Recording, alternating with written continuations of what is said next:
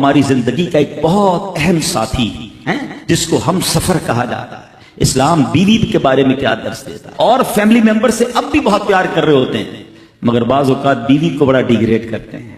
ہم شاید بھول گئے ہیں کہ ہماری زندگی کا بہت بڑا حصہ جس کے ساتھ گزرا ہے، ہم اس کے ساتھ بعض اوقات زیادتی کرتے ہیں۔ ہم کاروبار میں تکلیف میں ہوں، ہم باہر کسی ٹینشن میں ہوں، کسی بندے سے کسی بات کوئی بری لگ گئی، سارا غصہ آ کر اب بندے نے اپنی زوجہ پہ نکالنا ہے، کیونکہ وہ بیچاری تو کچھ نہیں کہہ سکے گی۔ پہلے کے زمانے جاہلیت میں بھی یہی تھا کہ عورتوں کو پیر کی جوتی سے زیادہ ذلیل سمجھا جاتا تھا، مگر کیا آج بھی کچھ گھرانوں میں ایسا نہیں ہے؟ ہماری زوجہ کی شاید ہر دعا میں ہم ہوتے ہیں۔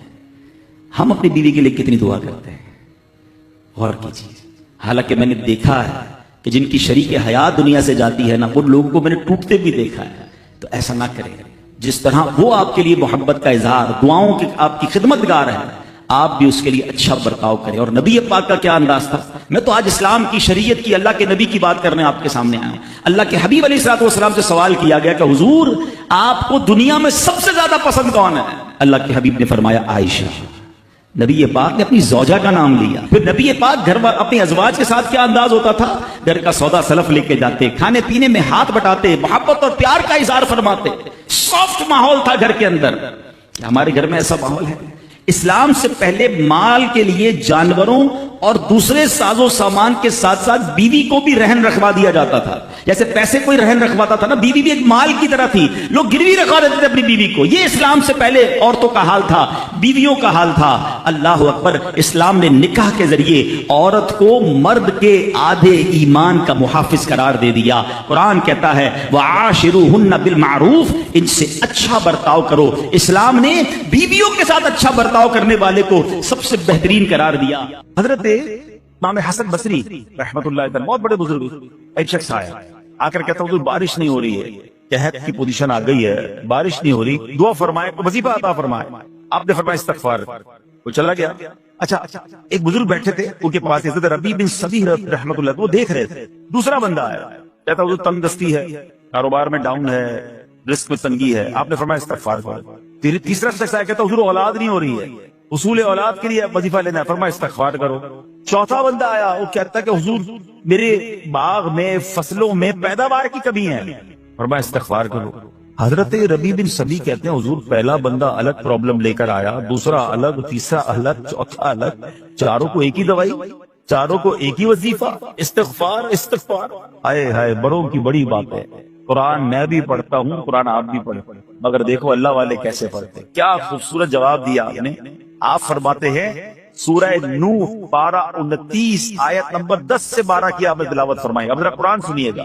بسم اللہ الرحمن الرحیم، استغفروا ربکم انہ کان غفارا یرسل السماء علیکم مدرارا ویمددکم باموال وبنین ویجعل لکم جنات ویجعل لکم انہارا۔ سبحان اللہ، ذرا سنیے گا، اپنے رب سے معافی مانگو۔ استغفروا ربکم انہ کان غفارا، بے شک وہ بڑا معاف کرنے والا ہے، آپ نے دے گا عطا۔ کیا فرمائے گا؟ یرسل السماء علیکم مدرارا، وہ تم پر موسلا دھار بارش بھیجے۔ وَيُمْدِدْكُمْ بِأَمْوَالٍ وَبَنِينَ وَيَجْعَلْ لَكُمْ جَنَّاتٍ وَيَجْعَلْ لَكُمْ أَنْهَارًا، فرمایا اور مالوں اور بیٹوں سے تمہاری مدد فرمائے گا، اور تمہارے لیے باغات بنا دے گا، اور تمہارے لیے نہریں نے بنائے گا۔ باغات بھی بڑھ رہے ہیں، اولاد بھی عطا ہو رہی ہے، مال بھی بڑھ رہا ہے، بارش بھی ہو رہی ہے، اس چیز سے استغفار سے۔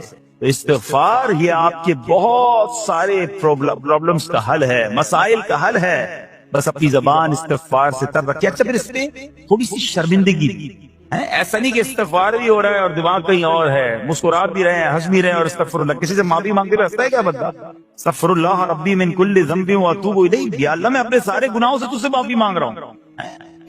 بہت سارے استغفار کے سیکھیں، استغفر اللہ العظیم من کل ذنب عظیم، اے اللہ میں تجھ سے استغفار کرتا ہوں، وہ رب جو بہت عظیم ہے، اپنے سارے بڑے گناہوں سے میں استغفار کرتا ہوں۔ الگ الگ سیغوں سے اللہ کی بارگاہ میں استغفار کریں، ہو سکے تو کبھی گناہ یاد آئیں تو آنسو بھی بہ رہے ہوں، مگر یہ استغفار اللہ کو بڑا پسند ہے، معافی رب کو بہت پسند ہے۔ ابو اللیث سمرقندی رحمۃ اللہ تعالی لکھتے ہیں پچھلی قوموں میں ایک شخص تھا، اس نے بہت گناہ کیے تھے، ایک بار اس نے اپنی پچھلی زندگی کے بارے میں سوچا، گناہوں کے بارے میں غور و فکر کیا تو اسے شرمندگی ہوئی۔ اس نے نادم و شرمندہ ہو کر 3 مرتبہ کہا اللہم غفرانک، اللہم غفرانک، اللہم غفرانک، اے اللہ تیری بخشش، اے اللہ تیری بخشش، اے اللہ پاک تیری بخشش۔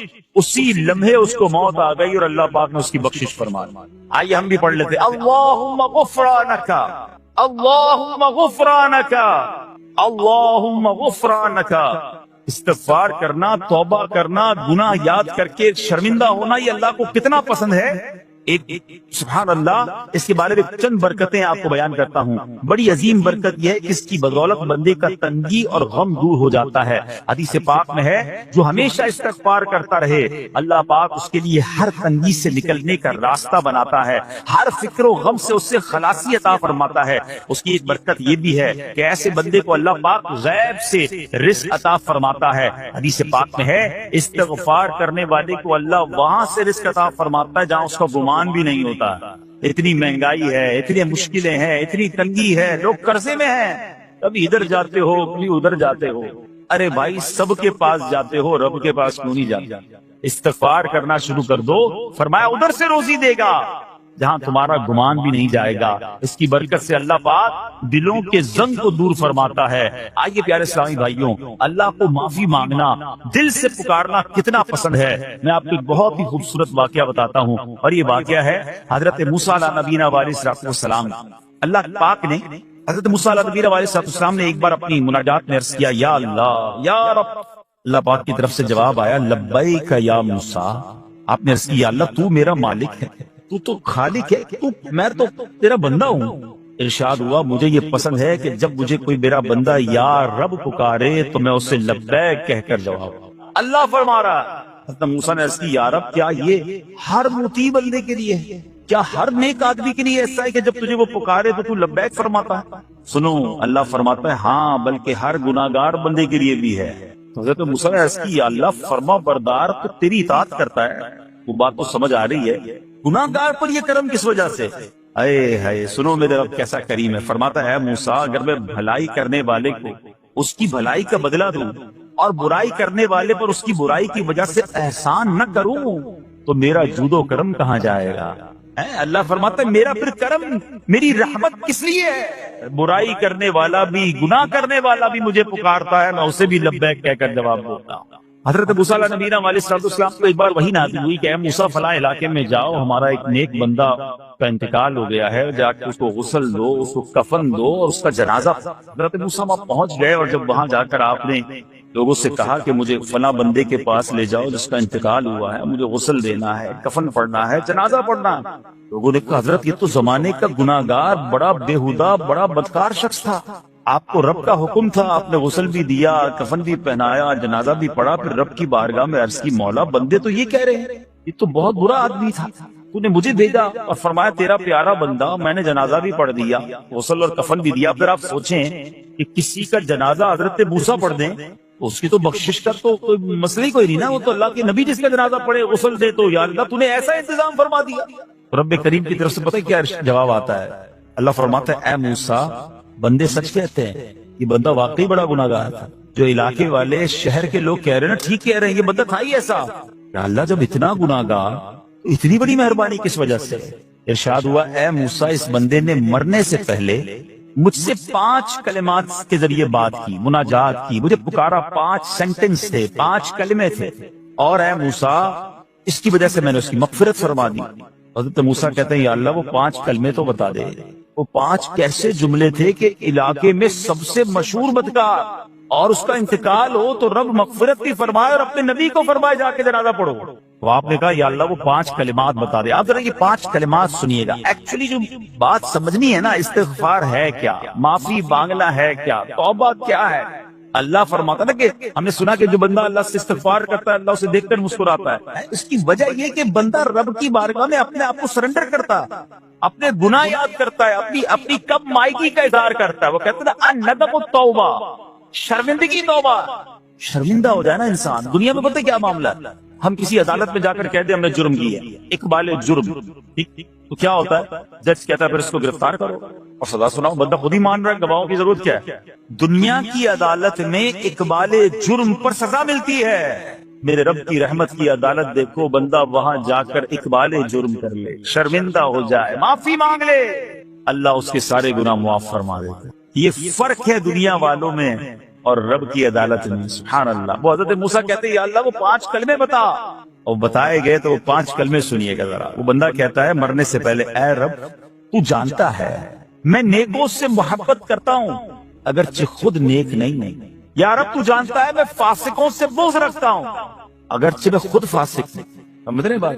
اللہ نیکوں سے پیار کرتا ہوں، مجھے پتا ہے میں خود نیک نہیں ہوں، میں گناہ گاروں سے نفرت کرتا ہوں حالانکہ میں خود بھی گناہ گار ہوں، کہیں بھی اپنی بڑائی نہیں ہے، میں گناہ گار، میں بدکار، مگر اللہ میں پیار کرتا ہوں نیک لوگوں سے۔ تیسرا جملہ کیا تھا؟ یا رب اگر مجھے معلوم ہو جائے کہ میرے جنت میں داخل ہونے سے تیری ملکیت میں کوئی کمی آ جائے گی، اے اللہ میں تجھ سے پھر جنت کا سوال کرنا چھوڑ دوں، مجھے یہ پتا ہے یا اللہ تو نے مجھے جنت میں داخل کیا نا، تیری جنت میں کوئی کمی نہیں آئے گی، بہت بڑی ہے، اب مجھے داخل بھی کرنے سے تیرا کچھ نہیں جائے گا، اگر کچھ جاتا ہوتا تو یا اللہ میں جنت تیرے سے مانگنا چھوڑ دیتا۔ چوتھا جملہ کیا ہے؟ اے رب اگر مجھے معلوم ہو جائے کہ مجھے جہنم میں داخل کرنے سے تیری ملکیت میں اضافہ ہو جائے گا تو میں پھر جہنم سے پناہ نہیں مانگوں گا، یعنی اگر تو تیرے ملک میں تیری شان میں اضافہ ہو رہا ہے مجھے جہنم میں ڈالنے سے، پھر تو میں نہیں کہوں گا تجھے کہ جہنم سے نکال، اگر مجھے پتا ہے تو پہلے ہی مالک ہے، تو پہلے ہی خالق ہے، سب کچھ تیرا ہے، مجھے جہنم میں ڈالنے سے تیری کوئی ملکیت میں اضافہ نہیں ہونا۔ اور آخری بات کیا کہتا ہے؟ یا رب اگر تو مجھ پر رحم نہ کرے گا تو پھر کون کرے؟ اللہ فرماتا ہے موسیٰ میں نے اس پر رحم کیا، یہ میرے کرم کے لائق تھا، میرے کرم کے لائق نہیں تھا کہ میں اسے ناکام لوٹا دیتا، جب اس لیے کلمات کہے تو میں نے اس سے درگزر فرمایا، اس کی مغفرت فرما دی اور میں ہی بخشنے والا مہربان۔ تو اے میرے پیارے اسلامی بھائیوں، آج وہ کام سیکھ کے جانا ہے، سمجھ کے جانا ہے، جس کو جو بندہ کرتا ہے تو رب کی رحمت گویا مسکراتی ہے، اب وہ یہ ہے کہ اللہ سے معافی مانگتے رہیں، استغفار کرتے رہیں، اللہ کو راضی کرنے کی کوشش کرتے رہیں، اپنے گناہوں پر ندامت رکھیں، یہ جو معافی مانگتا ہے نا اللہ اس سے بہت پسند فرماتا ہے۔ حدیث پاک میں آتا ہے التائب من الذنب کمن لا ذنب له، گناہوں سے توبہ کرنے والا ایسا ہے جیسا اس نے گناہ کیا ہی نہیں ہے۔ اچھا اب ایک اور بہت پیارا عمل جس کو دیکھ کر اللہ مسکراتا ہے، وہی میں نے تفسیر بتائی کہ اللہ کی رحمت راضی ہو جاتی ہے اور اللہ کی رحمت برستی ہے، رب راضی ہو جاتا ہے۔ نبی پاک علیہ الصلوۃ والسلام نے فرمایا 3 بندے ہیں اللہ پاک انہیں دیکھ کر مسکراتا اور کیا ہوتا ہے؟ فرمایا اور بہت خوش ہوتا ہے۔ اب وہ 3 بندے کون سے ہیں؟ چیک کرنے ہم ان میں ہیں کہ نہیں۔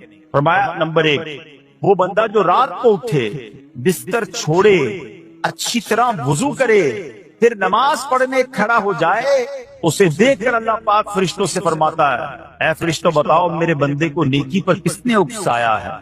فرشتے عرض کرتے مولا تو بہتر جانتا ہے۔ اللہ پاک فرماتا ہے ہاں میں جانتا ہوں مگر تم مجھے بتاؤ۔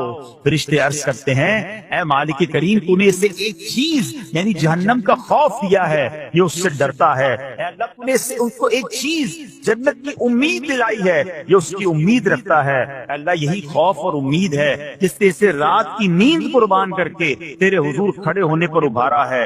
اب اللہ پاک فرماتا ہے اے فرشتوں گواہ ہو جاؤ کہ جس چیز سے ڈرتا ہے یعنی جہنم سے ڈرتا ہے، میں نے اپنے اس بندے کو اس سے امن بخشا، اور جس کی امید رکھتا ہے یعنی جنت کی، میں نے جنت اس پر واجب کر دی۔ رات اٹھ کر جب دنیا سوئی ہو بندہ اٹھ کر تہجد کی نماز ادا کرے، اللہ کی بارگاہ میں آنسو بہائے، اللہ فرشتوں کے سامنے گویا فخر فرماتا۔ دوسرے نمبر پر سنو، فرمایا دوسرا وہ شخص جو حق و باطل کی لڑائی میں شریک ہوا، ثابت قدم رہا یہاں تک کہ شہید ہو گیا، یا اللہ پاک نے اسے فتح عطا فرمائی، اللہ اس بندے کو دیکھ کر بھی مسکراتا ہے۔ جہاد کرنے والے مجاہدین یا تو شہید ہو جائے یا غازی ہو کر لوٹے اللہ کی رضا کے لیے، اللہ کی رحمت ان پر بھی چھما چھم برستی ہے۔ اور تیسرے نمبر پر فرمایا تیسرا وہ بندہ جو رات کو سفر کرتا ہے، یہاں تک کہ رات کے آخری حصے میں جب کہیں ٹھہرتا ہے تو اس کے ساتھ والے سو جاتے ہیں مگر وہ کھڑا ہو کر نماز پڑھنے لگتا ہے، اس بندے کو دیکھ کر بھی اللہ پاک مسکراتا ہے۔ اجتماعی عبادت کے بڑے فائدے ہیں، اجتماع میں آنا، محفل میں آنا، دعا میں شرکت کرنا بہت اچھی بات، مگر اپنی عادت ایسے بھی بنائیں کہ کچھ عبادتیں ایسی کریں کہ میں جانوں اور رب جانوں۔ یہ جو رات اٹھ کر دعا کا لطف ہے، رات اٹھ کر جو نماز پڑھنے کا لطف ہے نا، جب ساری دنیا سو رہی ہے اور بندہ اپنے رب کی بارگاہ میں حاضر ہے۔ علماء کہتے ہیں دن کے نوافل کے مقابلے میں رات کے نوافل افضل ہے، کیونکہ رات سکون ہوتا ہے، رات رکعت قلبی ملتی ہے، سبحان اللہ، رحمت الہی چھماچم برستی ہے۔ ہمیں کیا کرنا ہے کہ رات تہجد کی نماز کی عادت ڈالے۔ رمضان میں بن گئی تھی نا، سحری کے لیے اٹھتے تھے تو لوگ تہجد پڑھتے تھے، اللہ کرے کہ یہ عادت بن جائے۔ کبھی کبھی، اگر ہر روز نہیں ہو سکتا کم از کم کبھی کبھی کریں۔ اچھا، اگر ایسی کوئی عبادت ہو بھی جائے نا، پھر سب کو بتائیں نا کہ رات اٹھا تھا تو جناب دعائیں بھی کی تو آنسو بھی بہائے، نہیں، کبھی کبھی